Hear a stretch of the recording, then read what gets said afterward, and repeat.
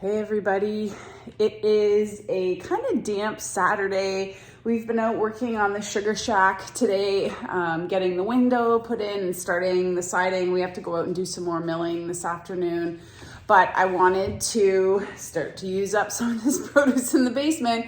It's getting kind of jungly down there. I have onions sprouting and potatoes sprouting. And so just to help with that, but also because we both love stew, I thought I'd whip up a stew to have both today and tomorrow because we plan on working outside for most of the weekend.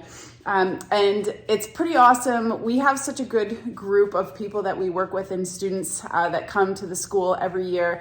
And one of our students was lucky enough to harvest a moose in the fall. And so he brought me some moose meat. And so I wanted to make something with it. And one of the packages was stew meat. So I'm going to make moose stew this afternoon with most of the vegetables that I grew here. Well, yeah, all of these I grew, and then just some addition of some herbs. So let's get chopping everything up and getting our meat chopped up because that's where we start first. Fresh loaf of bread today to have with the stew tonight. That's exciting. I'm going to be doubling the recipe. So I have a cup of flour in a Tupperware container. To that, I'm going to add some salt and pepper.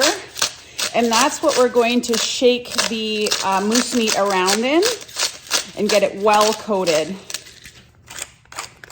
This recipe calls for about 1.5 pounds meat, and I have about 3 to 4 pounds. So this is the stewing meat, already cut up, which is really nice. And then I have some steaks as well that I'm going to cut up. I haven't had moose in a really long time, so this is such a generous gift. Look at that. So lean and delicious. Amazing. Try and cut it roughly into 1-inch pieces, but it's okay if it's a little bit bigger. Oh my goodness, this is so tender. In our Dutch oven, we're gonna add 1/2 cup of vegetable oil. I think that's 1/2 cup, kind of close. We're gonna get that heating, and then we're gonna put the lid on our meat and give it a shake to get it all coated in flour and salt and pepper. This is the important part because this is kind of what thickens your stew. You can always add cornstarch after, but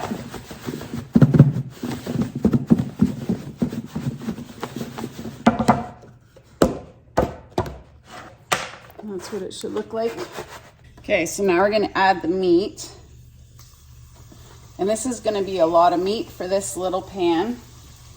I always overkill when I cook. I need to get a bigger Dutch oven. That's the bottom line.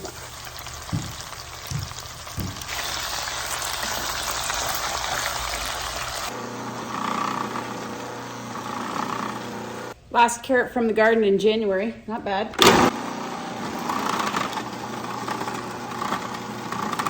All right, the meat is mostly cooked through.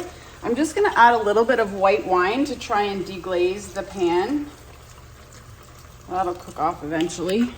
One thing about cooking with an enamel pot is that you don't want to use metal utensils because it'll scratch the enamel. So I always use wood. Oh, that smells good. Holy man. Ooh. I put one of those my big onions in, so I count that as about 2 onions. And then a half of a carrot, which is all I had. But I also have the carrots, my canned carrots, down in the pantry that I might add one of those to this at the end if I find it's needed. So we're gonna add all that in. I'm going to add 2 large cloves of garlic because this is the music, so it's the big stuff. It's already very thick. Okay, so I'm gonna add about that much thyme from our garden, which is awesome. And then I'm gonna add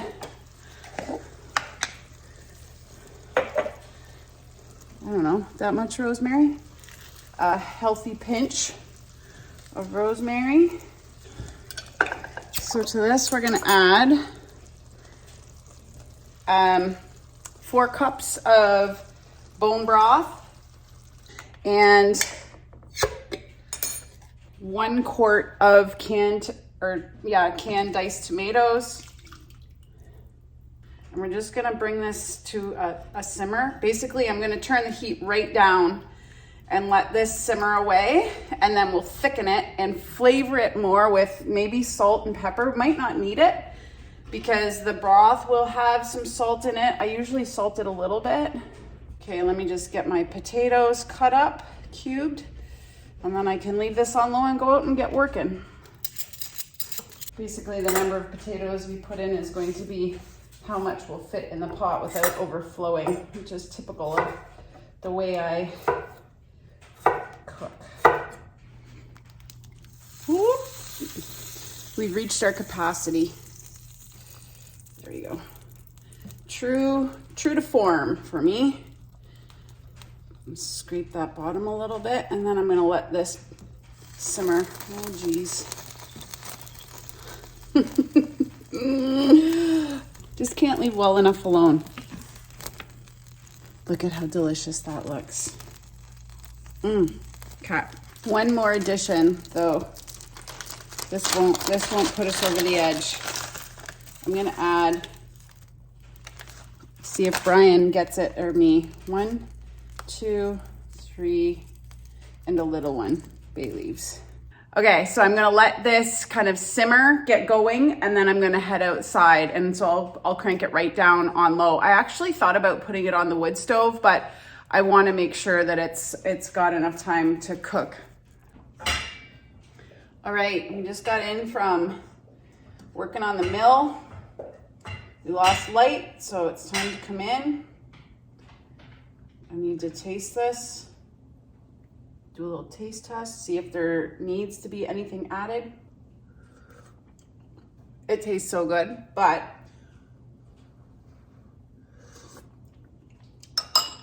there's one ingredient that I always add that I didn't yet. Worcestershire sauce, Worcestershire, you know, this kind.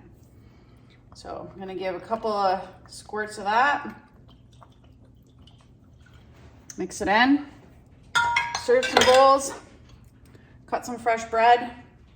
I didn't put any more carrots in. I just thought we'd just go with what we got here. These big chunks of potatoes. I'm actually gonna leave that in because we'll put this out on the porch overnight and the flavors will meld nicely together. And then I'll transfer it to a different pot tomorrow, but oh, that looks so good. I'm excited.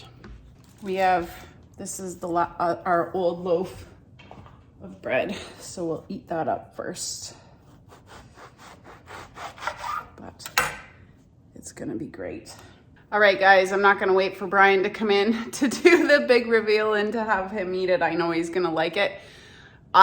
I honestly think that stew is one of the best meals to make when you've been working outside all day in the winter. It's the perfect ending to a great winter day. So I hope you all had a really great weekend. Thanks for watching, and we'll see you next time.